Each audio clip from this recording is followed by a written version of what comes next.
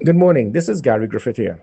I'm taking this opportunity to send a message to the Balize 11 Commissioner of Audio Messages, Wade Head, aka Watchman. Yes, I'm referring to him as the Balize Commissioner of Audio Messages.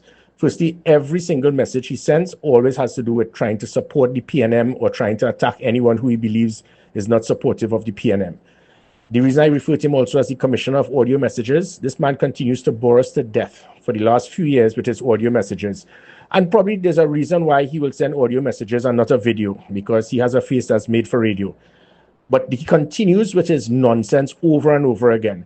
The man seems to have a total tabanka over Gary Griffith. And there's a reason for that, because Gary Griffith, who he continues to speak about every single time based on his tabanka, I wish to let him know I'm happily married. I'm not interested, Watchman. But he continues to state that Gary Griffith has no law enforcement experience. Yet Gary Griffith, as you will see in this message, in the assessment for Commissioner of Police done by qualified international experts in the United Kingdom, I was able to beat him comprehensively, inside out, upside down, in almost every single assessment. So how do you feel, Watchman, to be bad talking me and my capability, yet I was able to cut your tail miserably?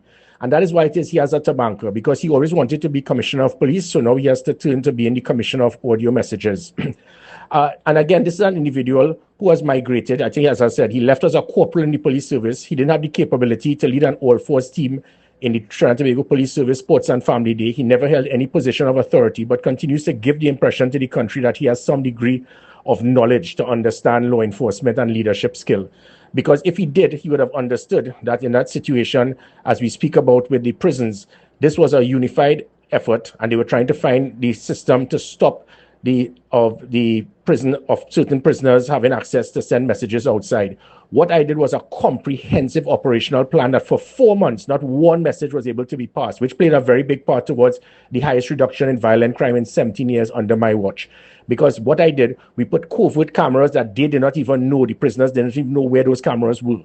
We also had a 3-layered approach of 2 police officers and then a table with 2 prison officers and then a table with 2 soldiers. So if a matchstick went in or out, we would be able to know.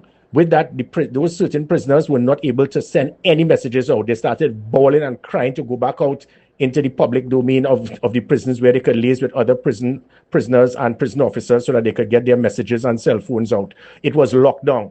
After I left, because of the incompetence of the last administration, they allowed these same individuals now to mingle together, to communicate with each other, which was not taking place under my watch, and moving the police officers and the soldiers to have, yet again, the few rogue elements in the prison service to be able to give them access to cell phones and 65-inch televisions and so forth. So Watchman, you must do your homework rather than sounding like a fool.